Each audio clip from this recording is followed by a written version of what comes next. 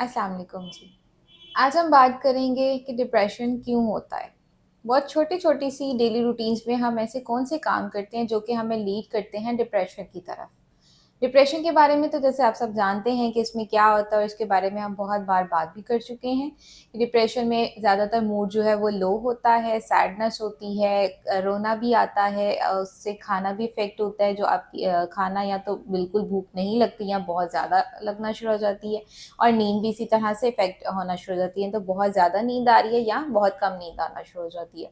और इसके साथ-साथ डेली रूटीन की एक्टिविटीज़ डिस्टर्ब होती हैं, कुछ भी करने को दिल नहीं करता, बहुत उदासी छाई रहती है और डिफरेंट इसके सिम्पटम्स आ जाते हैं। बट हम बात करेंगे कि एक्चुअली में डिप्रेशन होता क्यों है? बहुत छोटी-छोटी सी बातें हैं, अगर हम उन्हीं पे फ़ोकस करना शुरू कर दें और उनको ठीक करने की कोशिश करें, तो डिप्रेशन खुद ब खुद हमारी ज़िंदगी से ख़त्म होना शुरू हो जाएगा। वो क्या है, जिसमें सबसे पहला पॉइंट तो ये है कि डिप्रेशन हमेशा तब होता है जब हम खुद से ज़्यादा फ़ोकस दूसरों पे कर रहे होते हैं।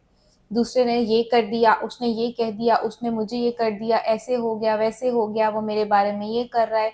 यानी कुछ ना कुछ हम दूसरों से रिलेटेड सोचते रहते हैं या दूसरे की लाइफ़ में ये चीज़ें हैं, ऐसा है और मेरे पास ये सब चीज़ें नहीं हैं।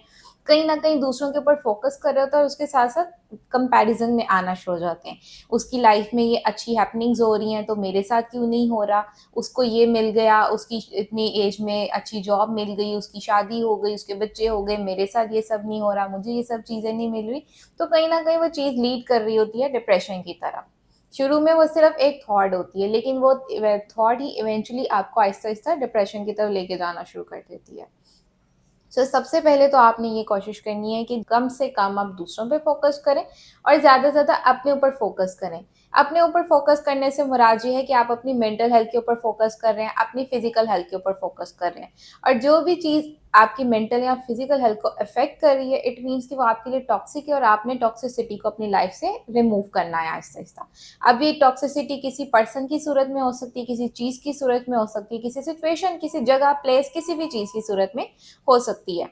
तो जो चीज़ आपको लगता है कि आपको लीड कर रही है थ्रू डिप्रेशन की तरफ, आप उससे आहिस्ता-आहिस्ता खुद को बैक करना शुरू कर दें। दूसरा पॉइंट है जो कि बड़ा कॉमन है और जो कि डिप्रेशन की मेन रीज़न भी है, वो ये कि हम फ़ोकस करते हैं ज़्यादा पास्ट की तरफ।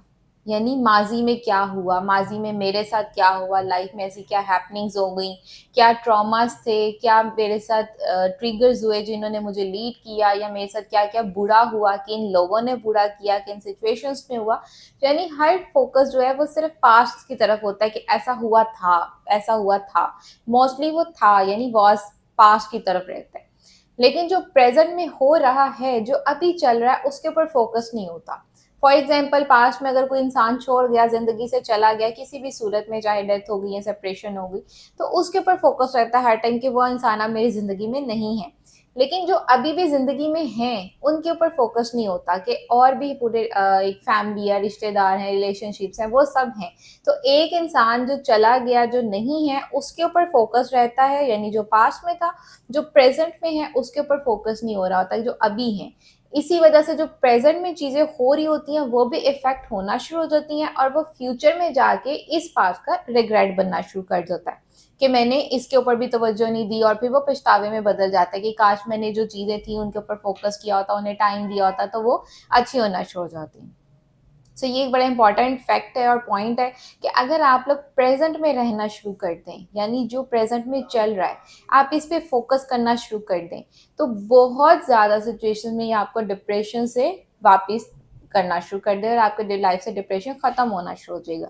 आपकी लाइफ में एक पॉजिटिविटी आना शुरू हो जाएगी, एक पॉजिटिव हैपनिंग्स होना शुरू हो जाएंगी।